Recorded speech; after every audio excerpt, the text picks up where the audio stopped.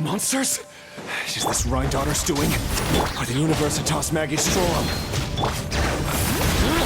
Out of my way! Plastic surge!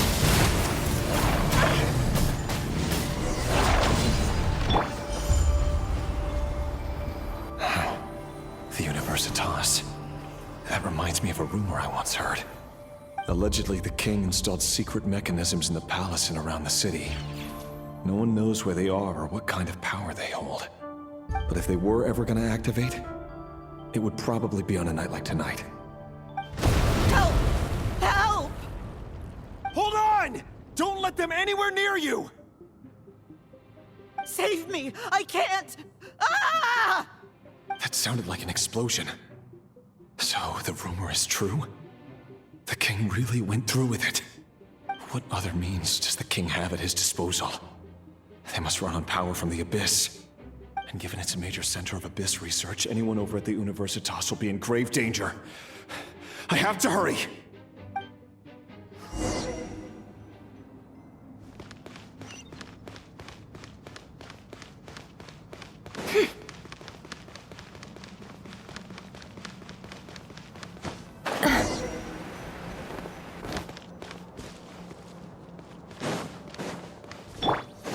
Full throttle!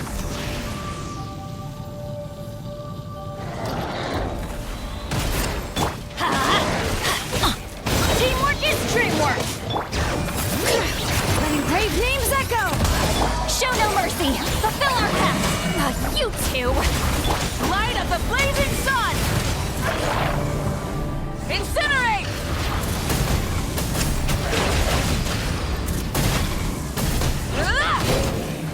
Rise with the sun! Yeah, going in! Bring it! Hear the echoes of the valley! Lolling! Eat Papa! Get him! Wrath from the skies! Incinerate!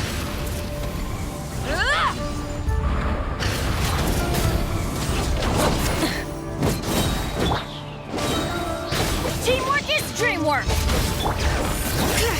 Let the mountain's veins boil! Get to work! Suffer the wrath of E-Fleet! Pyroclastic surge!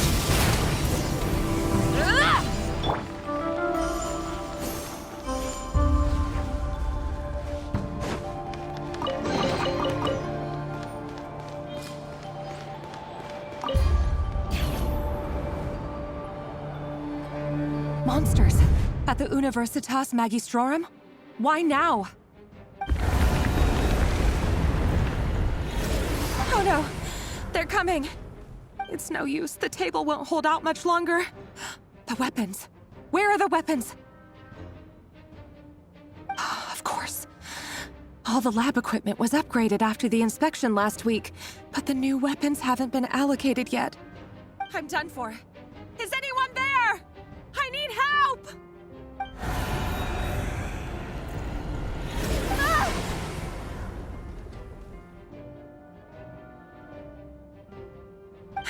Stay back! Please stay back! Please!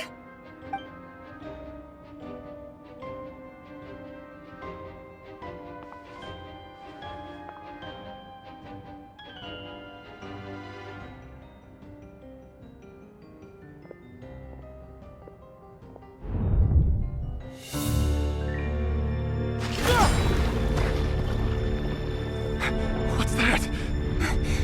Red Rear! So the rumors about your work are true. What? No! Listen, something happened at the palace tonight. We have to leave! You don't need to lie to me anymore. What do you mean? I know why you're worried, and I will respect the decision you've made. But it's okay, because I found a solution. I know how to end all this. You can have it back. The normal life you so desire. But until then, I'm afraid our wedding will have to wait. Celindus? No! Don't do it! Celindus! Celindus!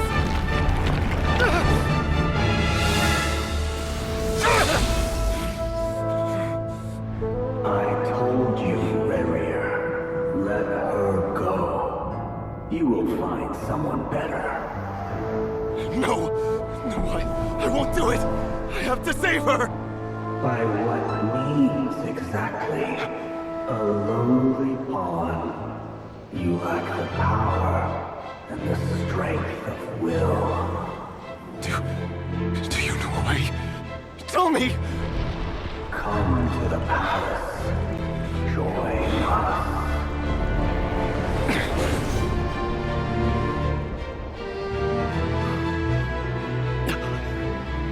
Rarier, thank goodness we...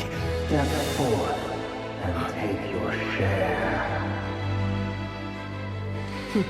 You made it. Not you too.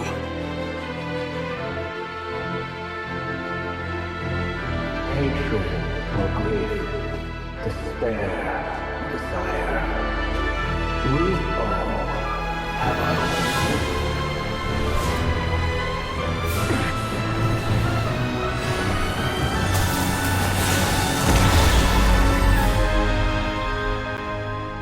Rarier.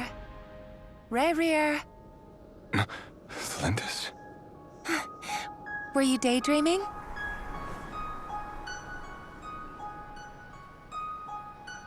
You still remember, Rarier? That question you asked me a couple of weeks ago? Oh. You mean the proposal? Yeah. I'm wondering, where do you think would be a good place to discuss it? Maybe in the garden?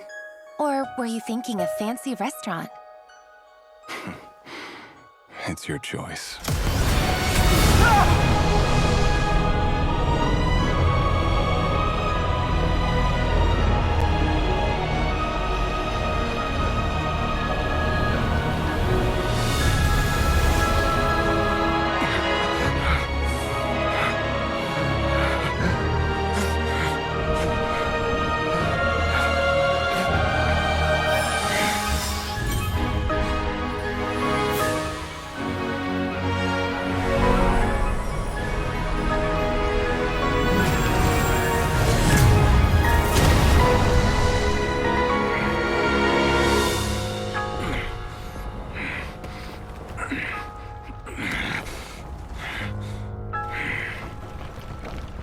I will find you. And then... you can give me your answer.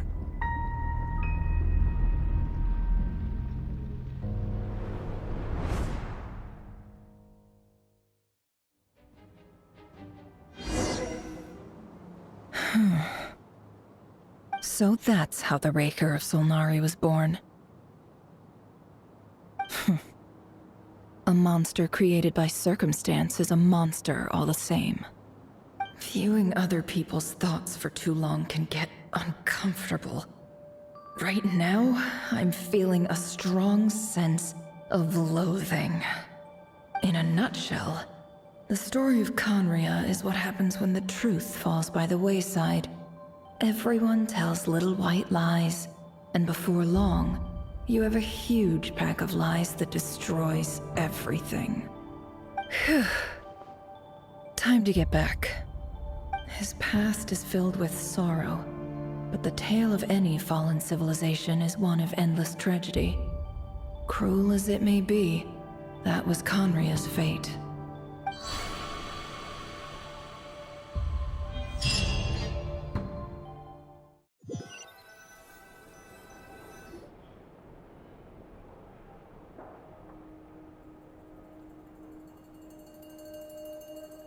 Everyone, I'm back. Can I get a standing ovation? Never! How are you holding up? Feeling okay? She's fine. Boss is a pro. Yes, I'm fine. You will have seen the events of Rarier's life through my thoughts. It's now clear that he is just a regular nobody, driven by personal tragedy, as he said himself. I mostly agree. There's only so much we can know about him from his memories alone.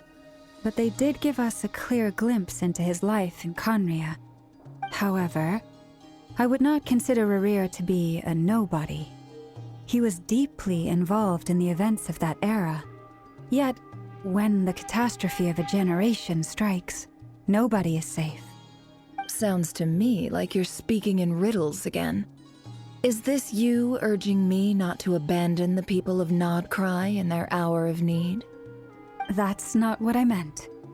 Although I do hope you choose to remain a part of the plan. Without you, the mission ahead will be all but impossible. Then try to remember that I respond better to the carrot than the stick. And I don't appreciate being bossed around. Now, as for you, Missy, you were excellent. You stuck to the rules of the ceremony and kept your mouth shut the entire time. Bravo. Cool! So, can you fill me in on the deets now? Most of what I saw went right over my head. Patience. You'll hear the whole story, don't you worry. But let's meet up with the others first. It will save me narrating it twice. Yehoda? Yes, boss! Let me get that door for ya. That's more like it. For a moment there, I was worried you'd forgotten about the first clause of your employment contract. Forgive my curiosity, but what does the first clause say? It says I gotta do the annoying stuff that boss is too lazy to do for herself. Like opening the door, pouring the tea, yada yada. Is that right? If something is in the contract, it's because she willingly agreed to it. Rest assured that the Curatorium abides by the very strictest of labor policies. You don't seriously think I'm cruel enough to treat her like my slave? In any case, I've hardly shied away from my share of the work today. Hope I don't catch Flintz and Varka lounging about in their chairs, enjoying a leisurely cup of tea. There's nothing I dislike more than other people enjoying themselves while I'm hard at work.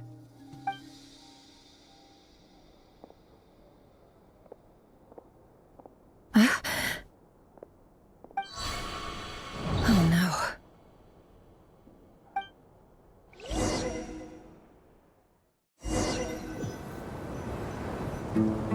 Sorry to disturb you, but we seem to have run into some trouble. Evidently so. Don't worry, I'm not about to leave you to fend for yourselves. I'm not that kind of boss. And it would go against the Curatorium's labor policy. I'm sorry. What did you hear me say?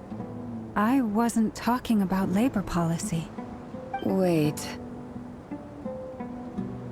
How long have I been standing here? Not long.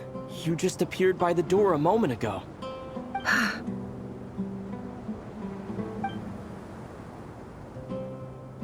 Boss, what's wrong? You look like you've seen a ghost. We've been tricked. We never left at all. Somehow I hallucinated that whole scene back inside the office. Hallucinated? But how? How indeed. This place should heed my will alone. All thoughts and actions that occur in here are just a result of pawns moving across the chessboard in a carefully calculated manner. And nobody has access to this chess set but me. So you control everything in here? More or less. But yes, it's a special technique of mine. Has anything like this ever happened before? Only once. It was the first time I used the chess set. Is there any similarity between what happened then and what's happening now? I suppose my thoughts are a little turbulent, which was also the case my first time. Is there anything I can do to help? The first clause of your contract clearly states that I only need your help with things that I'm too lazy to do myself. Meaning, you're not feeling lazy right now? Meaning, this is not something Yehoda can help with. The chess set is a personal treasure that I alone understand. I must be the one to find our way out of here. Boss, it's fine. Really. Let me do something useful. Oh, listen to you. Whatever would I do without you, Yehoda? What? Really? Yes, really. Where would I ever find another employee as obedient and servile as you? God forbid anything ever happens to you. Oh, okay. Well, anyway, I was thinking of fetching some water. There's gotta be a source around here somewhere. I suggest everyone finds someplace comfortable to take a rest. We gotta conserve our energy. Even though all this chess malarkey doesn't exist in a physical sense, mentally speaking, it's all real. And so is our tiredness and fatigue. You don't want to dismiss mental fatigue. Just because it isn't physical doesn't mean it's any less serious. But anyway, I got your backs, so don't worry about a thing. Don't I have the best employees? Jealous much? If we can find a suitable time, I'd love to borrow Yehoda for a day to help out at the Frostmoon Scions. Would you be amenable to that, Boss Nefer? Oh, Lauma. Have I ever told you just how pretty you are? Beauty runs from the tips of your antlers to the depths of your imagination. Time to rally, everyone. Follow me. As we continue our journey, the same rules will apply. That means stay focused and no talking no matter what we encounter. And don't disturb the chess pieces. You have my word that I will get us all out of here.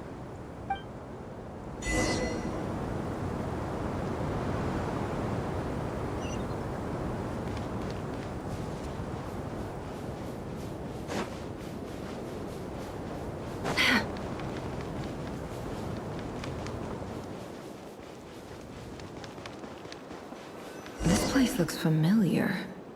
That's not a good sign. There's someone up ahead. Time for a little chat. I wasn't expecting visitors at this hour. Wait, is that? Oh, it's him. There you are! Sinue's been looking for you all day. I think he has some news for you. Oh yeah? What were you doing just now, Uncle Retinue? Hiding away some more loose change? I know I saw some Mora. What do you mean loose change? Oh, come on, I'm too old for this. Just pretend you saw nothing.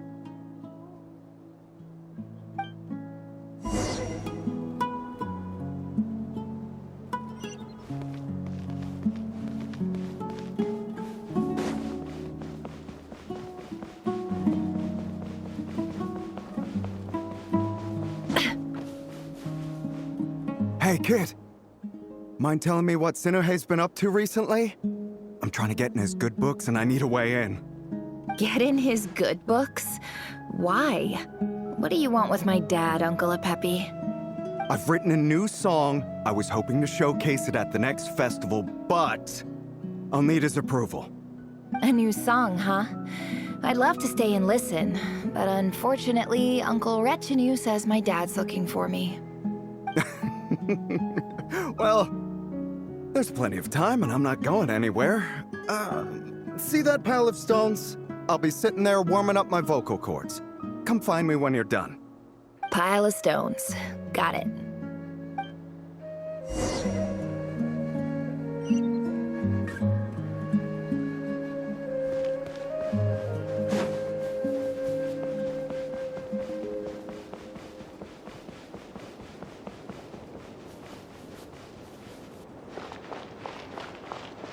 Hi, Dad. Uncle Retinue said you were looking for me. Ah, there's my little princess. If you'd gotten back just a little sooner, you could have shared the spoils of war with me. Spoils of war? Who were you fighting against, Dad? It was just a figure of speech. The aftermath of a sandstorm is no time to be waging war. I was talking about our war against thirst. I went out to fix our water supply problem, and now I'm back.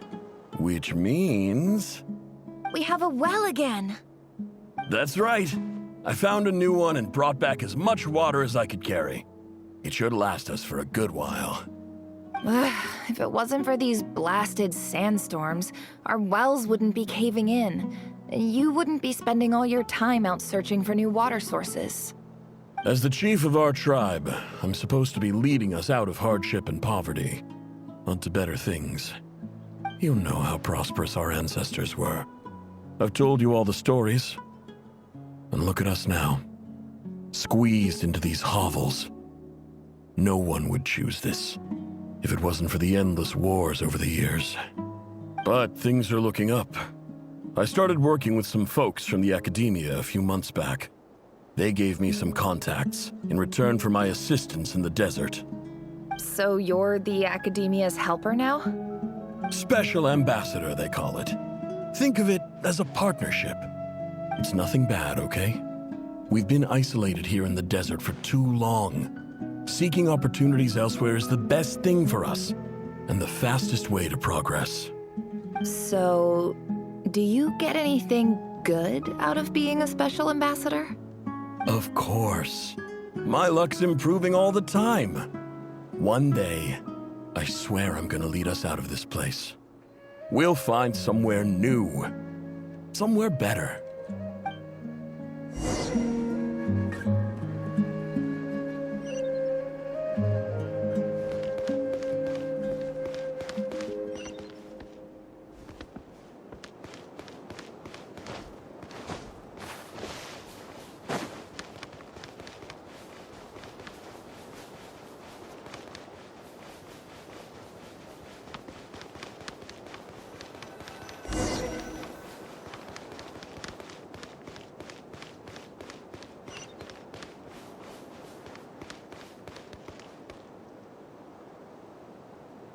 That's our well, and you know it.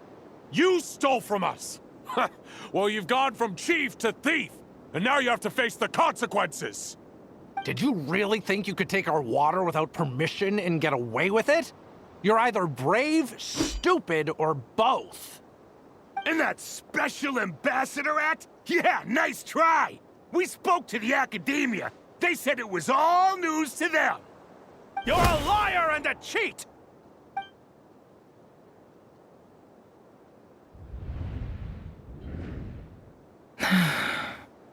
I heard Yehuda gasp, but I don't blame her.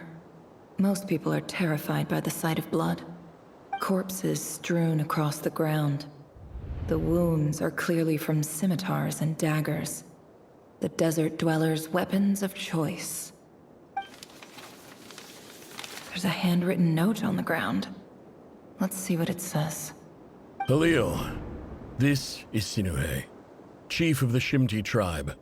Surely you remember me. I was the one who helped you and your colleagues avoid the quicksand in the desert. This is my second time writing to you. I assume my last letter must have gotten lost in the mail, as I didn't receive a reply. I hope this one makes it to you safely. I'm writing to you because I need some help. That sandstorm the other day completely blocked up our well, forcing me to look for another water source in Iab and Unut territory. It was a matter of survival. Praise the gods. The well of the Iab tribe was intact. It was my last resort. I drew what water I could and left, but not without being spotted. I fear they will retaliate. You told me to write to you if I ever needed help. You said you'd be my ally in the academia. I urgently need you to formally recognize my title of Special Ambassador and send some of your people to assist me for a few days. It's the only way I can convince them that this was the academia's decision and prevent them from retaliating. This is an emergency. Please send help as soon as possible. Looks like this letter never got sent. The writer died a grisly death, and the letter was trampled into the ground. It's badly defaced. Some parts are barely legible. What a ridiculous lie the surviving Shimti tell. Their whole village was butchered over a sip of water.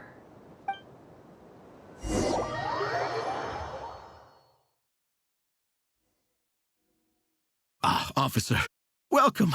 Welcome to our humble village. I thought you would at least have the courtesy to provide some respectable libations. This is the finest wine Aru village has to offer. I promise.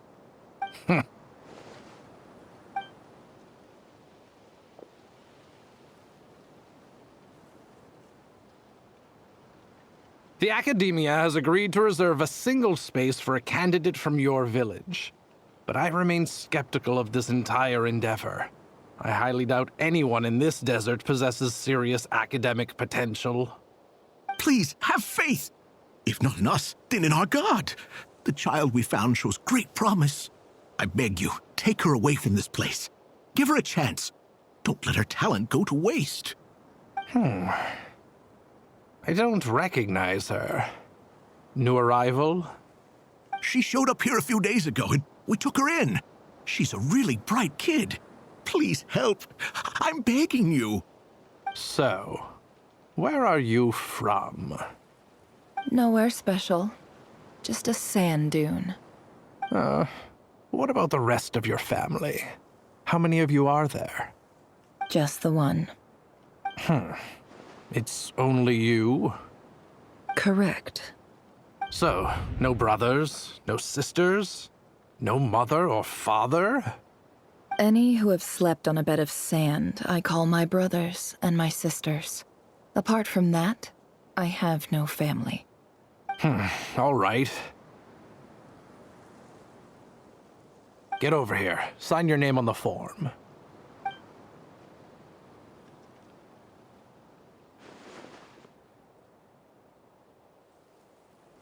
Never?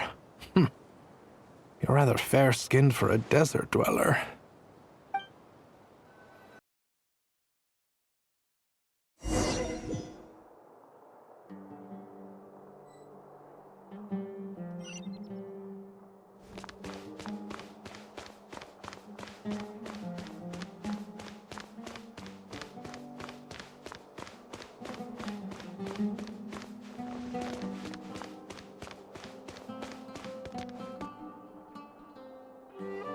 Nefer, this term's assignments have been issued already. Please read through the materials thoroughly, conduct your own additional research, and then write an essay on the topic. Yes, Professor, I'm aware. I just had a couple more questions I wanted to get your perspective on. Oh? Please ask away. Well, I saw the other students' problem sheets, and I couldn't help but notice that my assignment is much easier than theirs. Do you really think I'm a weak student? A weak student? Goodness, no. Quite the opposite. You have a sharp mind. Almost too sharp. I think what you're saying is, a weak student wouldn't have noticed the discrepancy. And if they did, they certainly wouldn't complain about the lighter workload. You see, sharp as they come. You see things the way they are. And I'm sure you know why they're like that. Because of where I come from. Because I'm different. I'm sorry, Nefer. I don't like it any more than you do. It's just... Anyway, you said you had a couple of questions. What's the other one? I wanted to check... If someone sent me a letter to the Academia, where do I go to collect it? Ah, your family wrote to you. Well, as long as they put your name on the envelope, someone should hand it right to you. Not exactly. It's not even a recent letter. I was just curious where the mail would end up if no one collects it. The House of Dana, I expect. I know there's a box for unclaimed mail somewhere in there, probably sitting on a shelf. Whatever you're looking for, that'd be the place to start. Okay, got it. Thank you, Professor. Oh, don't mention it. Honestly, I feel like I failed you. I'm supposed to be your teacher, but I haven't taught you anything. Hey, don't say that. You're a great teacher, and you do your best for all your students. But the rules are the rules. You're not allowed to teach students like me. It's not just the Academia, either. The whole world bends over backwards for the successful, and leaves the losers to suffer and die. Oh, my dear child. Don't tell me you've given up on life already. I haven't. I just think that if you want to make it in this world, you have to find a way to become successful.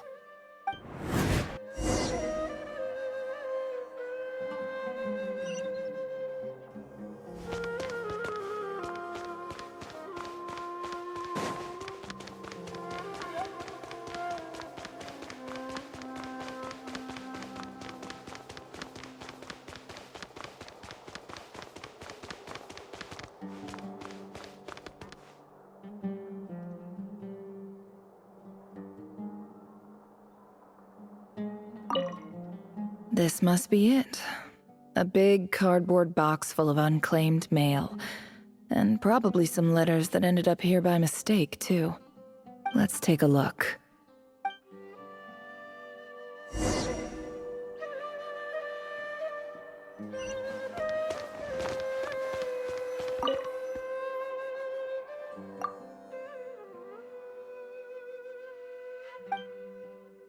A dilapidation survey from Port Ormos. Looks like it's from a Core of 30 representative. What a strange thought. A bunch of mercs losing sleep over rundown buildings. This one was never even opened. I guess the recipient didn't care what the Core of 30 had to say about anything. Who was it addressed to? I don't recognize the name, but it must have been a Kasharawar professor.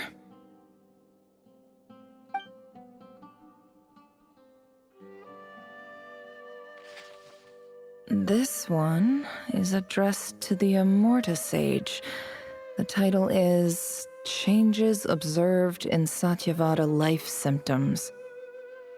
Why do all these letters read like full-blown dissertations? Guided by the incense, we became lost somewhere in the forest. All the barriers between levels of consciousness disappeared as our minds soared around in circles, looking for a branch to seek refuge on. In clinical terms, these symptoms fit the description of incense poisoning. The Immorta Darshan strictly prohibits the use of hallucinogenic substances, but I believe there are still people getting away with it.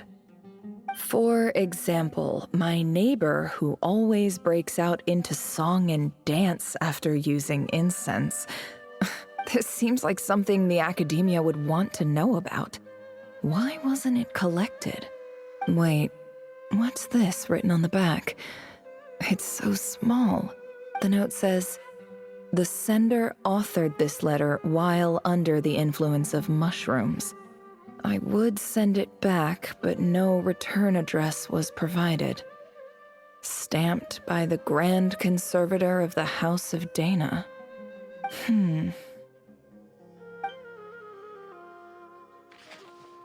This next one is addressed to Grand Sage Azar. A few words of protest regarding recent changes in Sumeru's educational policy. In recent years, the academia has taken on a small number of students from the desert region, as per the policy to this effect. However, it appears to me that these students have not, in fact, been provided with educational opportunities that are, in any meaningful sense, equal to those enjoyed by their peers. As well as receiving dumbed-down assignments and perfunctory tutoring, they do not even have full access to the Akasha system. Education is the fundamental purpose of this institution, which should go without saying in a nation whose founding virtues are knowledge and wisdom. I ask you, is the lip service we pay to the policy of education for desert students truly the standard of pedagogy to which the academia aspires? As Grand Sage, policy decisions are your prerogative.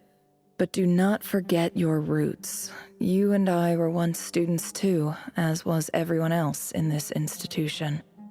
I do hope you will give some serious attention to this matter. I encourage you to discuss issues like this with myself and others, and listen to some alternative opinions.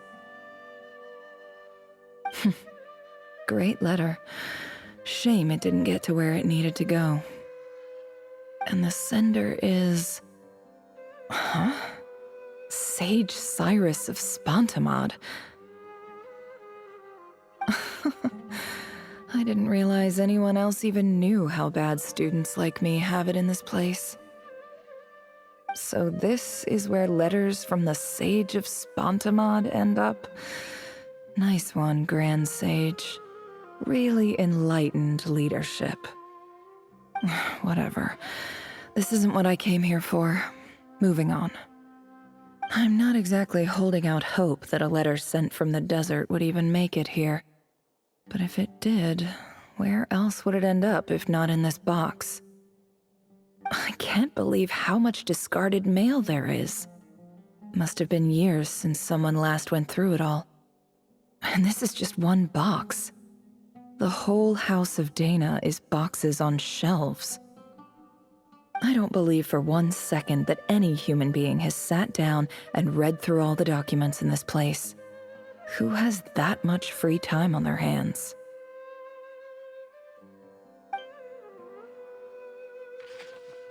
Wait, could this be it?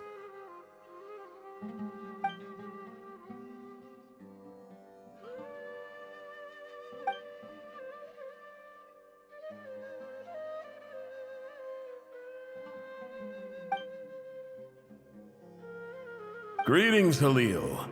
My name is Sinuhe, chief of the Shimti tribe. I was the one who came to you and your colleague's aid when you ran into trouble in the Great Red Sand. I don't know how well you remember it now, but I brought you to safety and gave you some water and other supplies. You seemed very pleased and told me your name.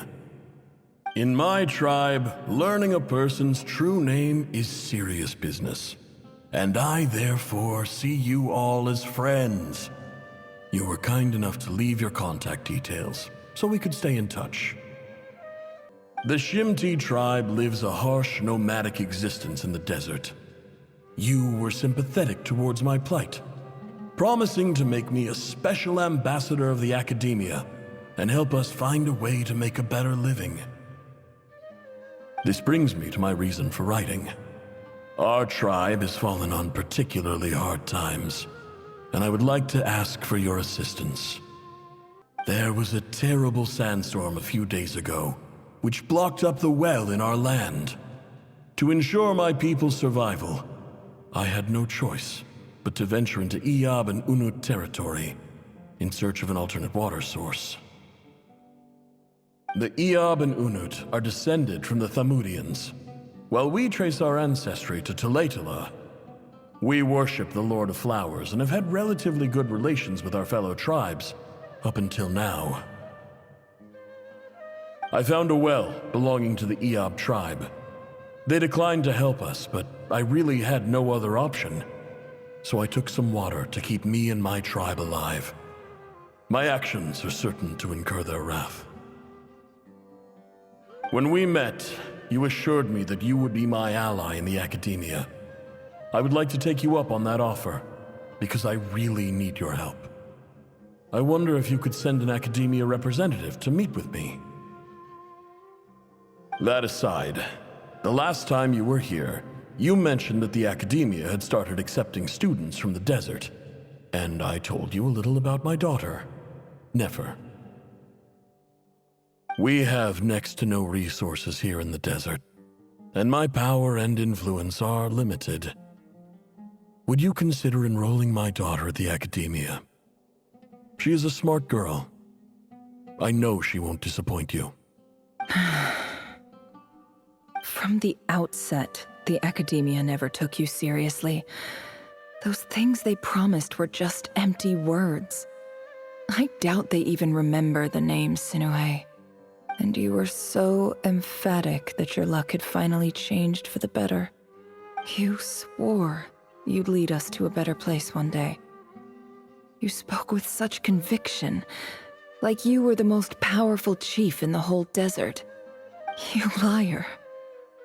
You lied about everything. You promised the world and delivered on none of it. And who fell for it? Just me, by the looks of it. Despite your best efforts.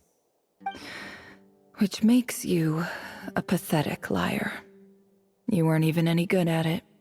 I think I'll take over from here. Let me show you how it's done.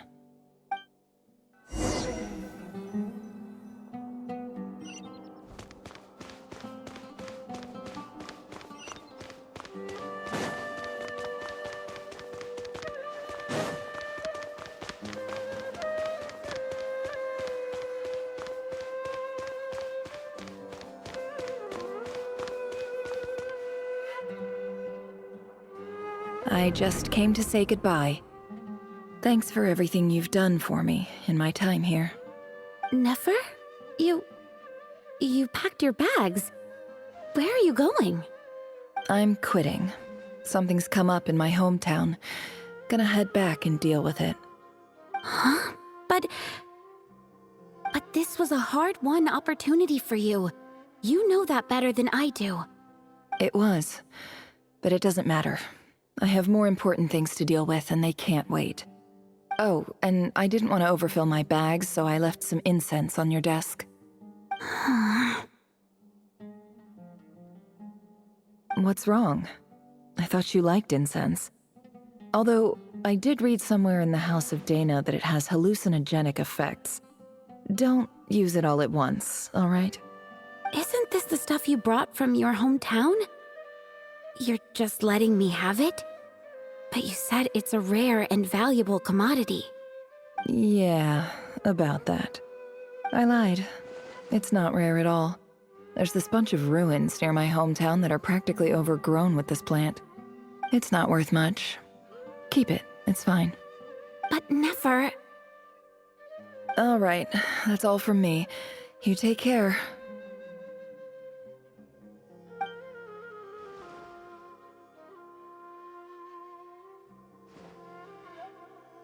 Don't forget me, okay? I mean, we're more than just classmates, right? We're friends. Yeah, I'll remember you. I lied again. That incense is worth a fortune, and it's a rare find even in those ruins. And as for remembering her, I have far too much to do when I get back.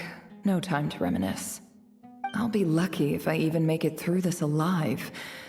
But either way, I expect I'll forget you pretty quickly.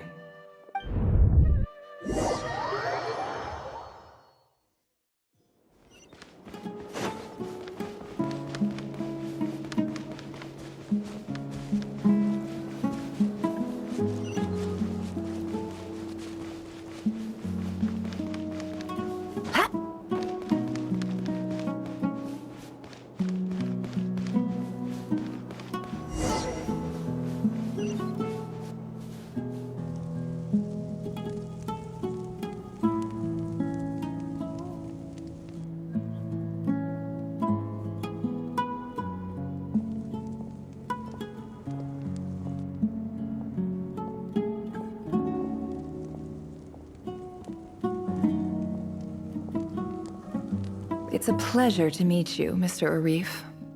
So, what does the Academia want? Since they've sent their special ambassador, I assume there's a big business deal to be made. If not, I'd be very disappointed. Please, sir, lower your blade. You're lucky I'm the one they sent. Not all special ambassadors share my admiration for the Iab people. The ever-shifting balance of power in the desert reduced the once great civilizations of this region to rubble and sand. But the story of the Iab has a very different trajectory. Others grew weak, but you grew strong, beginning in obscurity and moving to prosperity. You're the only ones who defied the trend. Huh. So, you do know who you're dealing with? This well is the perfect symbol of your strength, is it not? It used to belong to the Unut, but it looks like you have control over it now. You're not wrong. But I'm sure you didn't come all this way just to flatter us. Of course not. I came to bring you some very good news. Some information that recently came to light, which might just be your ticket to freedom. Records uncovered by the Vahumana Darshan show that a certain well currently under Iab control is built on top of some ancient ruins. These ruins are of great archaeological interest to the Academia. I checked the map carefully on my way over here, and I'm confident that this is the well in question. The Academia is offering 50 million mora in return for excavation rights. 50 million? No, wait. If these ruins are as important as you say, 50 million's a little low, don't you think? Don't get greedy, Iab. We know far more than you think. We know that you seized this well by force. Wasn't that the first step in your rise to power? To drive away the Unut and steal their water supply? So what if it was?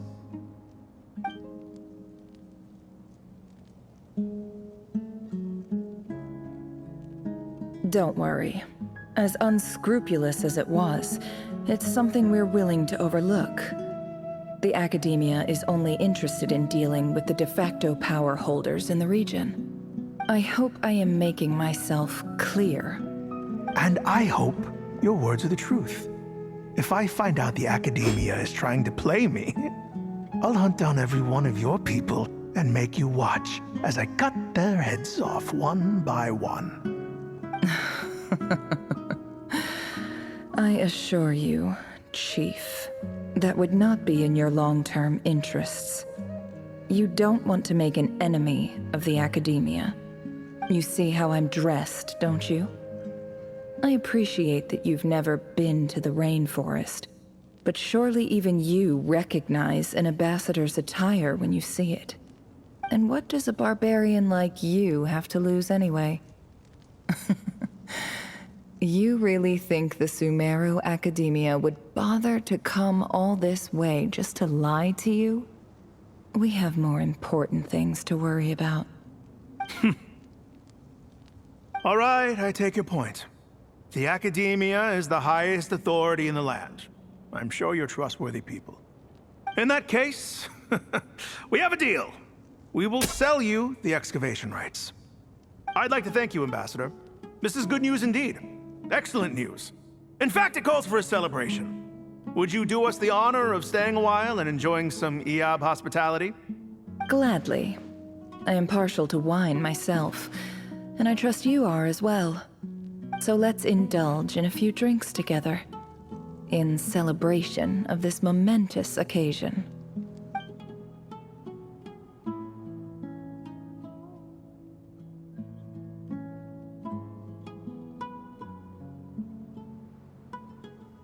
Chief! Chief, it's an emergency! It's the Unut. They've taken the well. What? Well, don't just stand there. Take it back. Yes, Chief. I have every confidence in the Iab's military superiority, and yet... Well, what is it? The Unut's response was alarmingly fast. The day after we reach a deal, they seize the well. This can't be a coincidence. Perhaps there is a traitor in your midst. I don't think so. I am obliged to remind you, Chief, that the Academia will only deal with the de facto power holders. If you cannot regain control over the well, I'm afraid you won't see a single mora of that 50 million. No! Please, Ambassador, just give me some time. I swear the Unut will not get away with this. That well is ours, and so is the mora. Glad to hear it. I will wait here for an update. If there is a traitor, I We'll find them. In the meantime, make yourself at home. I'll report back as soon as I have an update. Much obliged. Wow. All it took was a few words and I've got him wrapped around my finger. What an amazing feeling. So, in summary, Ambassador, the Academia would rather negotiate with our tribe instead of the Eab, yes? The Eab are ruthless murderers who don't listen to reason. And now they have the gall to interfere in our research projects in the desert region. So let me ask you, Chief. If you were the Academia, what would you do? Kill them all, of course. Precisely. The Academia does not tolerate those who stand in our way. The Eab have held back our academic pursuits for too long, and our patience is wearing thin. At the same time, there is simply no way that the Academia can be seen to be intervening in desert affairs. I'm sure you understand where I'm coming from. We have our own rules out here. If the rainforest dwellers raised arms against a desert tribe, it'd start a bloody war. Right. We can't confront them ourselves, but we can support their enemies. The Unut have always had strained relations with the Eab, which makes you our natural allies. Natural allies. Weren't the Eab your allies once? You were quick to send them after us to protect your interests back when we stole that water. And now look at you. You're at each other's throats. Let me be clear.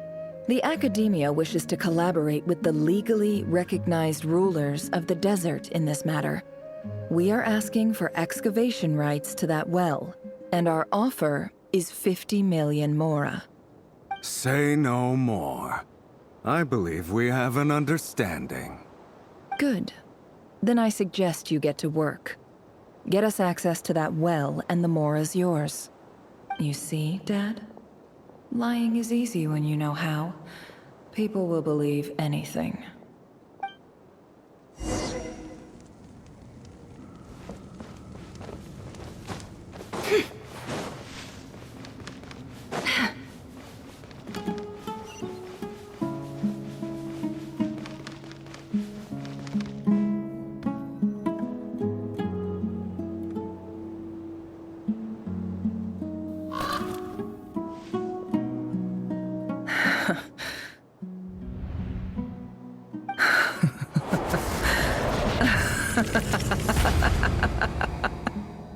Look at yourselves.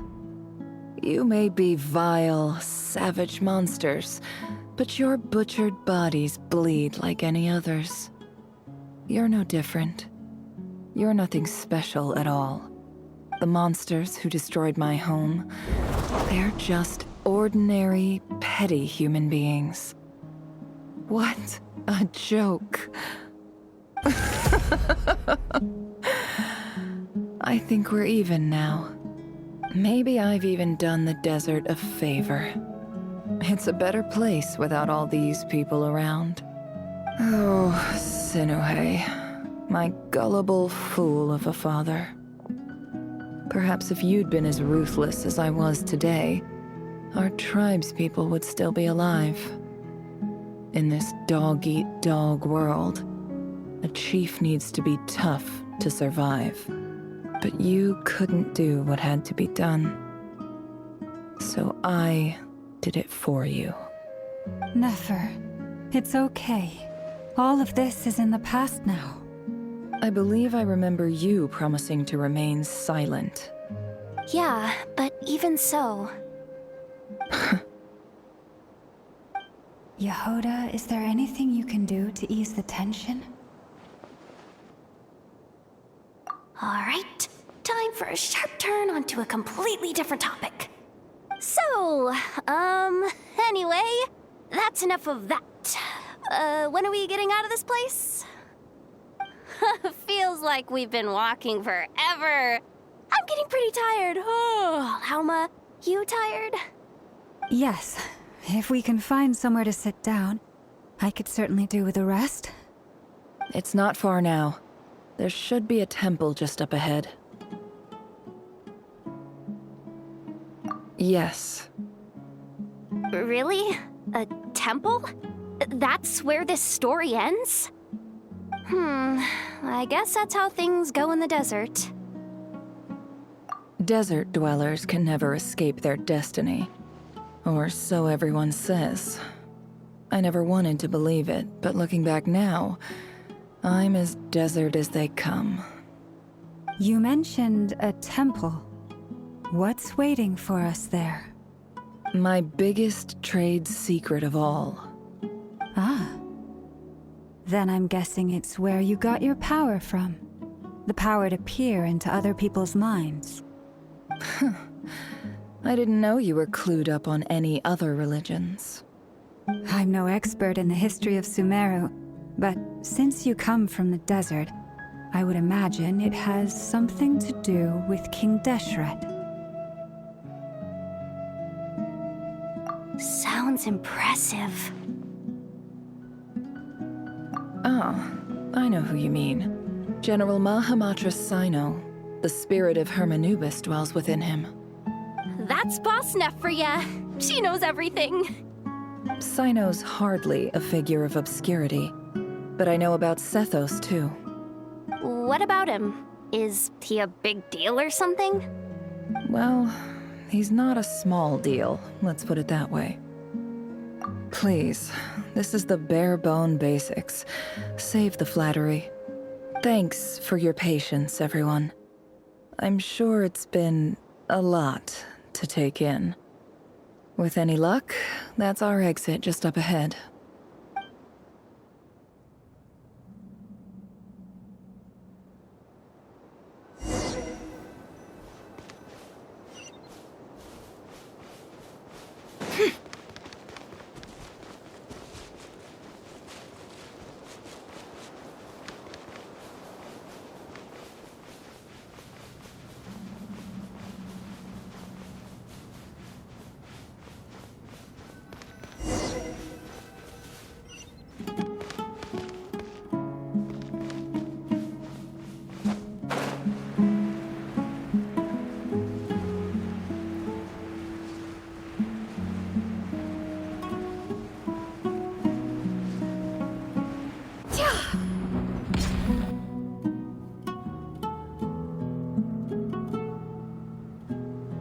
Uh-oh. Uh-oh. Uh-oh. I'm totally out of my depth here. I don't have anything to add about any of this stuff. Like, look at that statue, for instance. I want to do the whole name-dropping, this girl knows her stuff thing too, but I've never seen anything like it before. A statue with the head of a bird. That's Thoth, the Ibis King, one of the 7 pillars of King Deshret.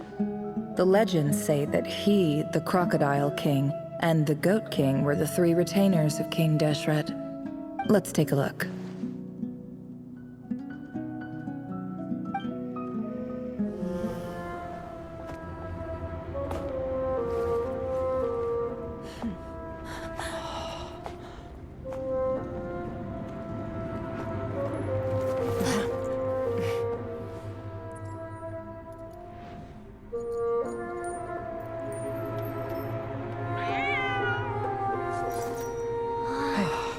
It's just Ashru.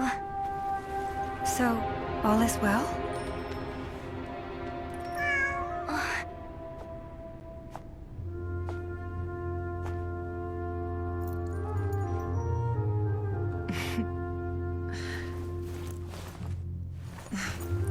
Typically speaking, at this point, the world disintegrates. Then we find ourselves back in the outside world. Besides, these are my memories. There's nothing to fear. You're sure? Of course. It's almost over.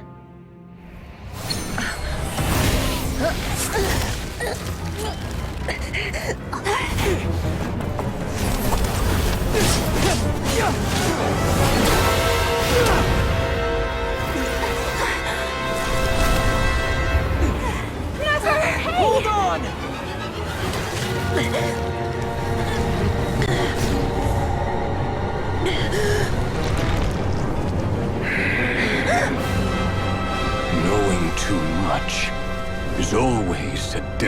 incompetence. Speak for yourself.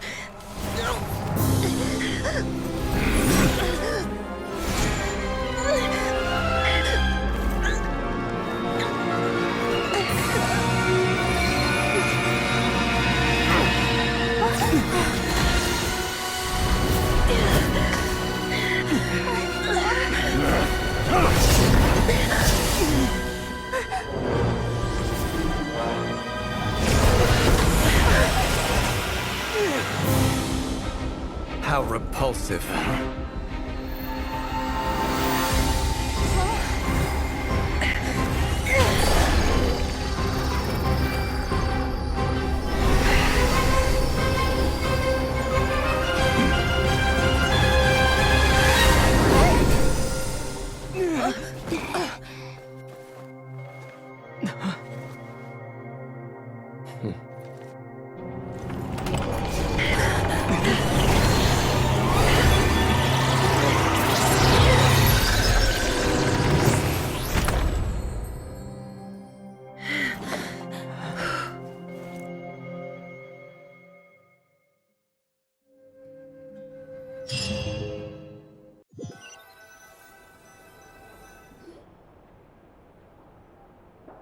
Timed that pretty well, didn't I? It's okay. I'm just glad no one was hurt. Paimon noticed you doing something too, Dainsleif. Were you helping get them out? Of course. When I asked Nefer to conduct this investigation, I was not naive to the dangers involved. I had a duty to ensure your safety. Good to know your sense of justice is still intact after all these years. I take that to mean that you saw the truth. That comes as a great relief. I certainly did. And thanks to your help, I also managed to trap Rerir inside the chess set. Whoa, really? How'd you manage that? Well, to be honest, I sensed that something was wrong long before we made it to the temple. By using this fragment to probe into Rerir's past, well, the monster formerly known as Rerir, it seems I alerted him. I was tracking him, then he caught on and started tracking me too. Can't say I'm surprised. But how did he track you through your thoughts alone? That shouldn't be possible. Rerir was a secret agent who reported directly to the Vinster King. He is an expert at finding a trail and hunting down his pursuers. No wonder. He infiltrated the chess set, read my thoughts, and built a new virtual chess set inside of it. That's why we weren't able to leave at first. Speaking of your chess set, it's quite a remarkable item. Would I be right in thinking you have some connection to King Deshret? You overestimate me. I only have a connection with one of his underlings, the Ibis King. You all saw how this came to be. A long time ago, the Iab massacred my tribe, the Shimti, in our home village. A few years later, I enrolled in the academia, where some new information came to light. The Unut and the Iab fought a bitter battle over the rights to a well, all for the sake of a non-existent 50 million Mora. The Iab ultimately won that confrontation, but their victory came at the cost of almost every warrior in the tribe.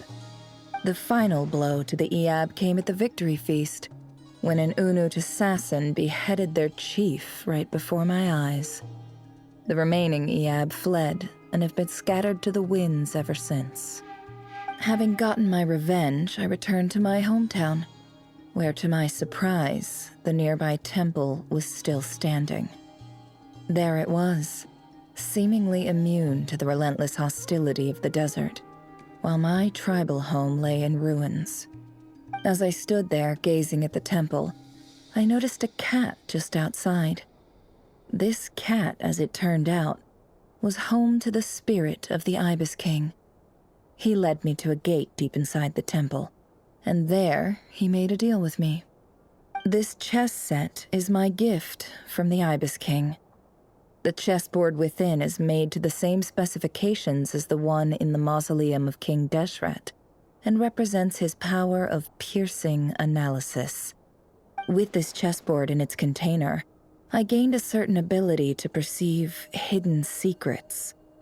Now, you could conclude that the Ibis King simply wanted to give the people of this world the power to seek the truth, but I don't believe that's the full story. Every god plays favorites.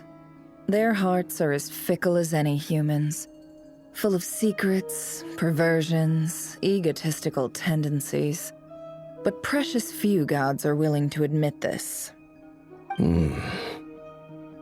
It is the same with all powerful forces, including fate itself. Their gaze falls preferentially upon a select few. As you rightly point out, this is an act of favoritism. If you're alluding to the Abyss, then yes, I agree. Gather the others. It's time to share everything I've learned.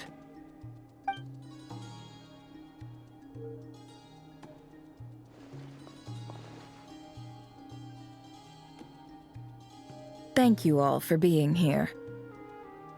As promised, I did some further investigating into the Raker of Solnari's background. I am pleased to report that the investigation has been most fruitful indeed. The Raker of Solnari, real name Rerir, was once a Conrian subject who served the Vinster King.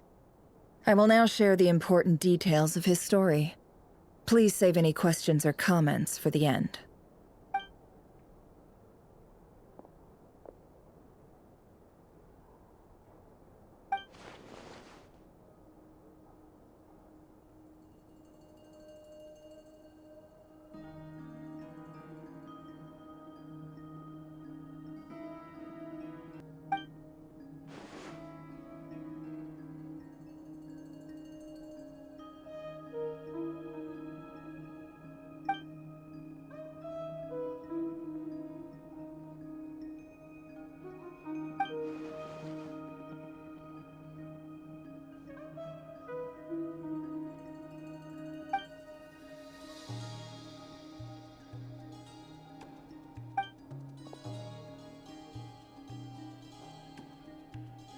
So that's why he's so obsessed with the moon. A tragic tale, to be sure. But it does not excuse his many transgressions. No matter how much Rerir suffered in the past, the fact remains that he is what we know today as the Wild Hunt, wreaking havoc upon innocent lives in Notcry. He becomes more dangerous with each passing day. If left unchecked, it is simply a matter of time before all of Teyvat suffers the consequences. This is a threat that the Knights of Favonius cannot ignore. A question for Miss Columbina. Forgive me if this is presumptuous, but have you ever seen the spatial gateway that appeared in Rerir's memory? Never. But I have heard stories of something called the Moon Gate, and this seems to fit the description. Miss Lauma, any thoughts on this? In the lore of the Frost Moon Scions, the moon is believed to hold many secrets. Some sources speak of ancient knowledge, others of a gateway to the unknown. The term Moon Gate is one I have heard before, but as is the case with all of our legends, there are no records of any first-hand witnesses. We cannot know whether it truly exists. Then back to Miss Columbina. As a moon goddess yourself, do you have some idea of where the Moon Gate leads to? Not at this stage, sorry. I do hold the power of the Frost Moon, and my strength is recovering well. I can sense that the gate would open at my command, but... But there's more to the power of the Frost Moon than that? Yes. A moon goddess has the right to open the Moon Gate, since it is a path to the moon. But as Nefer mentioned, holding open a spatial gateway takes a huge amount of power. And right now, I need to conserve my energy to fight the Raker of Solnari. I'm afraid this is one mystery we may have to leave unsolved for now. I agree. Better to save your strength. But if you'll humor me for a moment, I have a bold conjecture of my own regarding the world beyond the gateway. I highly suspect that neither Tholindis nor Rerir made it through unscathed. The evidence pointing to this is the fact that the Rehir of Solnari exists in the form of countless fragments. With the abyssal power he wields, no ordinary foe can touch him, let alone tear him to shreds. And yet, the Wild Hunt proliferates wherever his scattered fragments lie, drawing hordes of monsters to many different locations across the land. So your theory is that Rerir was physically torn to shreds by some powerful force? Hence, why the Wild Hunt is a distributed phenomenon, rather than a unified one? Makes sense to me. Explains why the Wild Hunt is so pervasive, and why he's been trying to piece himself back together. He was whole to begin with, and he wants to be whole again. Without the power of the Abyss on his side, he almost certainly would have perished the moment he was torn apart. But the Abyss, much like a curse, has kept him alive. I could not agree more. The power of the Abyss is most surely a curse. It is a compelling explanation, and one that accords with my present understanding of Abyss creatures. Whether the life form in question is primitive or advanced, if a curse has extended its lifespan unnaturally, it will continue to survive in spite of everything. This raises some interesting questions. I will run some experiments and see if there is any validity to my suspicions. That being said, regardless of whether my research bears fruit, I would like to thank Miss Nefer for conducting such a thorough investigation. Already, it has greatly enriched my understanding of the entity we face. My pleasure, Mr. Albedo. I too hope that the information I have shared today proves useful as we look to formulate the next stage of our plan. Hey! What is it, Dainsleif? You look really upset! It's just... when I think of the man I once knew as Rerir, I struggle to understand why things had to turn out like this. The two of you used to be friends, didn't you? I don't know if these words will bring any comfort, but my heart goes out to you. Mine too. We can never know all the hows and whys of the way things are. The moon and stars are full of untold secrets and lies, and the skies are host to many more mysteries than these alone. Yet, none of that can begin to compare with the complexity of human life. Those are the first comforting words I've heard in a long time. Thank you, both. Well, I think this is a good place to end today's meeting. I'm sure Nefer needs some time to recover. She's been through an awful lot today. That's very thoughtful of you, Lama. Of course. Sounds good to me. Take some time to rest and digest before we reconvene to nail down a plan.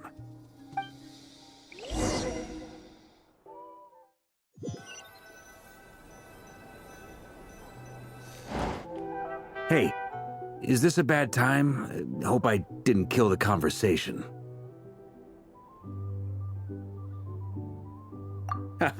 No need. Come on, let's talk outside.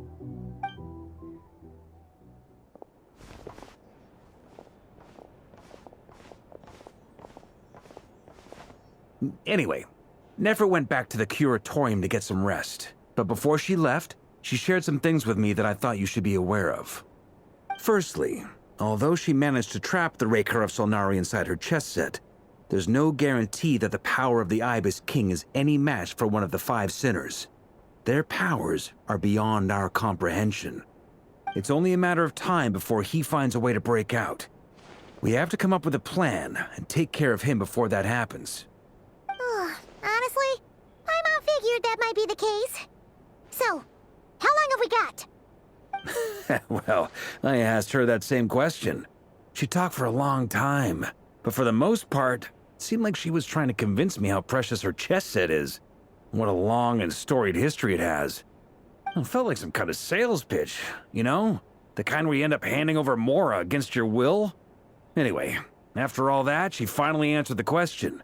2 days, at most. 2 days? Holy moly! Can we even recruit enough help in that time? That remains to be seen.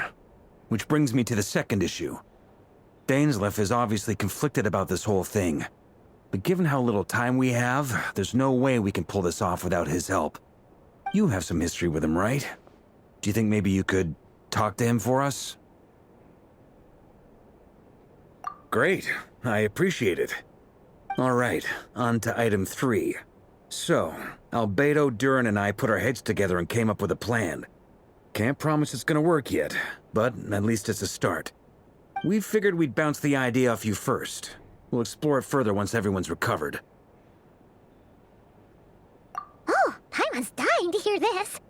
All right, so here's what we're thinking.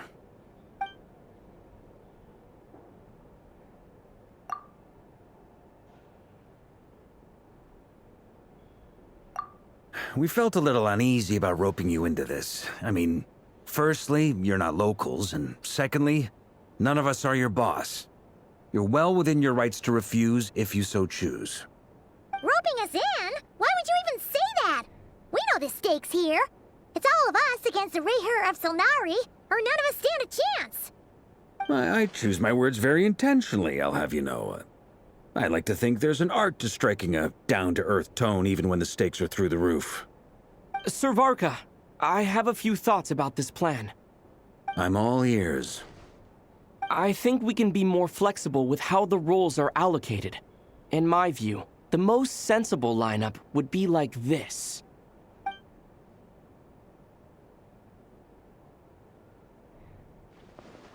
I see your point, yeah. But if that's how we're going to approach this, you'd better make sure you're ready. To be clear, I don't doubt your abilities. Far from it. I just want to make sure.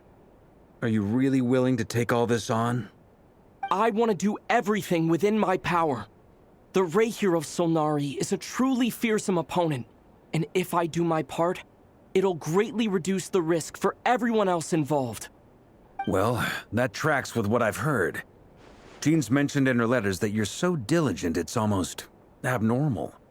As in, most people weigh up the risks and rewards in situations like this. But you seem to just march towards danger without a moment's hesitation. Of course, everyone appreciates a fearless pioneer. But all that aside, I'm the Grand Master of the Knights of Favonius, and you're our honorary knight. I want to make sure your courage doesn't come at the expense of your safety. Thank you, Sir Varka. I should be the one thanking you. It means a lot to have you on board. I'll give some serious thought to your suggestions.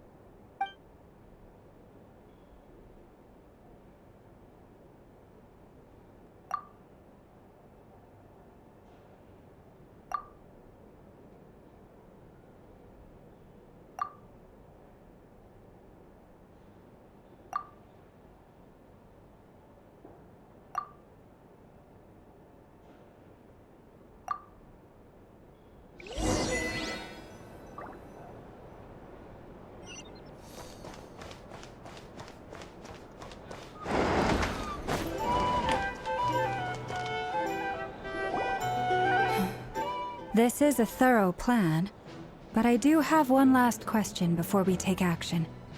How can we be sure that our enemy won't leave the designated area? Great question. Albedo's been hard at work analyzing Rayher and the Wild Hunt's behavioral patterns. His conclusions are as follows. Firstly, from the earliest known confrontation until now, Rayher has never displayed any ability to manipulate the dimension of space. So it's unlikely he has any power in that domain. Secondly, he seems to have a particularly strong vendetta against our group. If we put him in a fight-or-flight situation, he'll choose to fight every time. Thirdly, finally, and most importantly, he is consumed by hatred, both for the moon and for his enemies. Turns out, we tick both of those boxes. We have a reincarnated moon in our ranks, and a spy who accessed his private memories without permission. He'll be baying for blood, not looking to escape. As someone who's had their fair share of interactions with the Wild Hunt, those all seem like valid observations to me. Understood. Then I will defer to the verdict of the group. Well, everyone, that's the plan in full detail. Albedo and Durin are carrying out their part as we speak. Plan approved. Scheduling. Okay, any firepower you need, I got you covered. Let's light this baby up. The Frost Moon Scions are behind you as well. And the rest of you?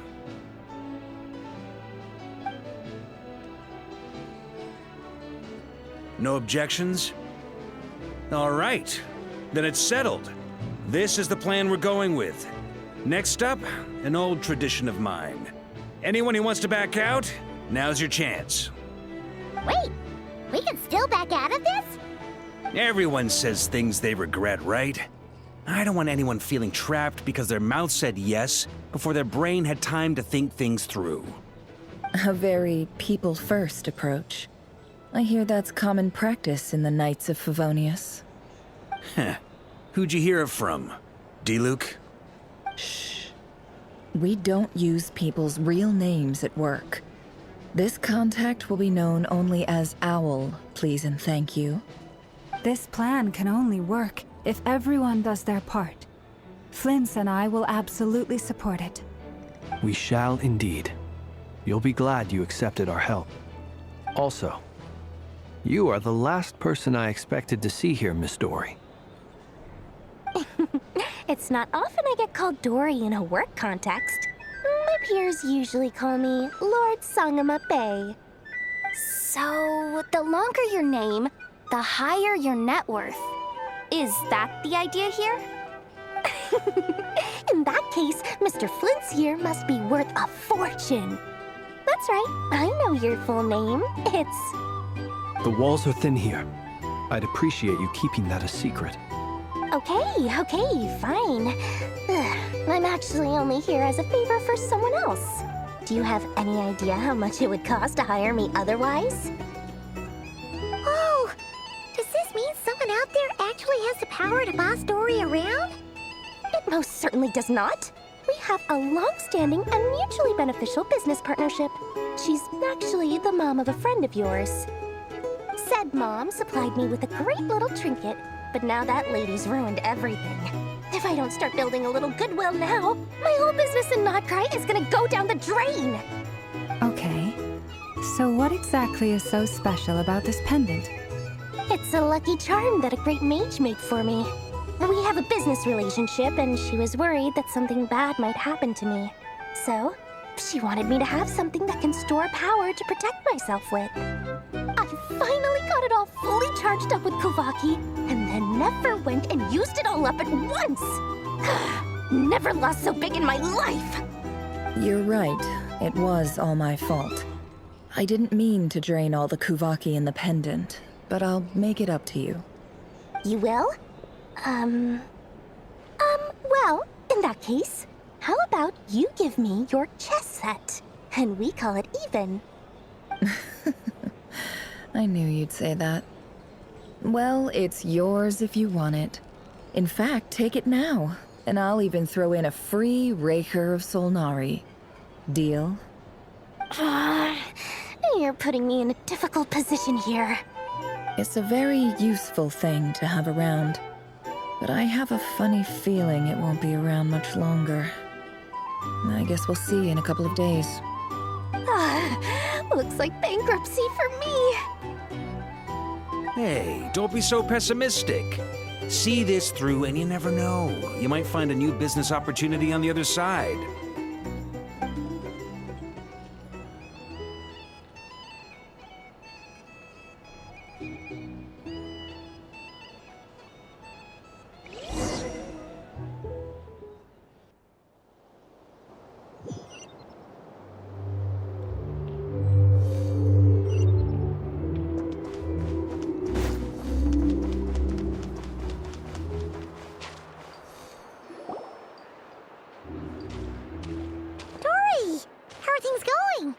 Ready? Oh, I was born ready.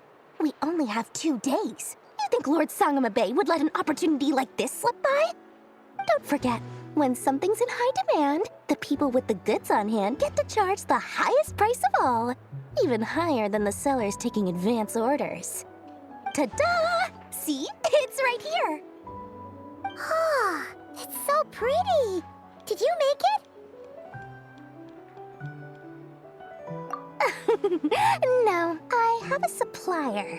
We go way back, so he made me a very attractive offer. Aha! No wonder you were talking about Lucky Charms at the meeting. You've been getting Kaveh to make them for you. That's not the full story. It actually started a while back as a project between me and the Dendro Archon. Mage Alice once warned me that this world won't stay safe forever. There may come a day when everyone faces a great crisis.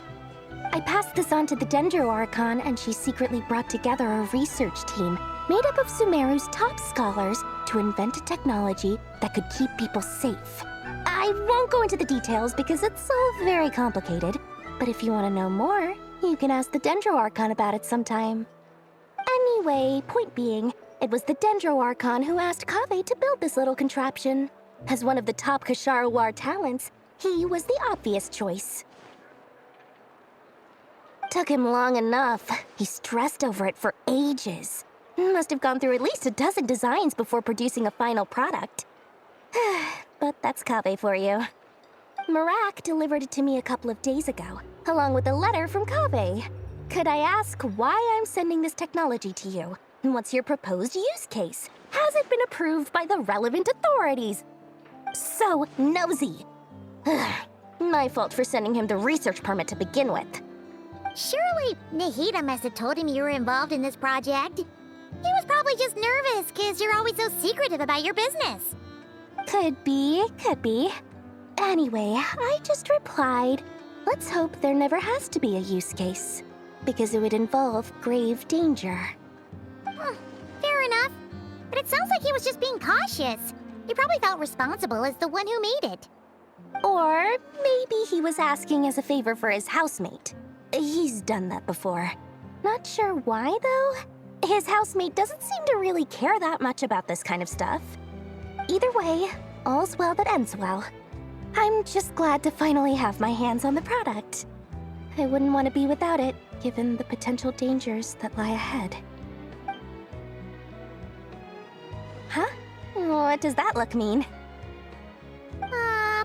Paimon's just super surprised. This must be the first time we've ever seen you actually get serious about something.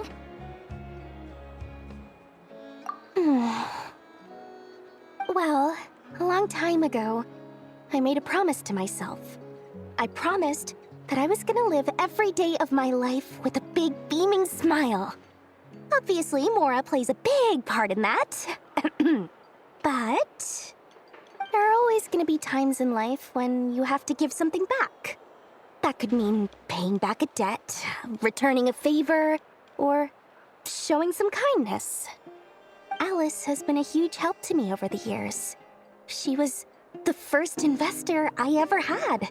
And I want my investors to know that Lord Sangama Bay is the best in the business. And more than that, no one knows what the future will bring. Whatever happens, I want to make sure the Dendro Archon and all of Sumeru is prepared to face whatever comes. Oh, that? I was just making sure Nefer and I are square.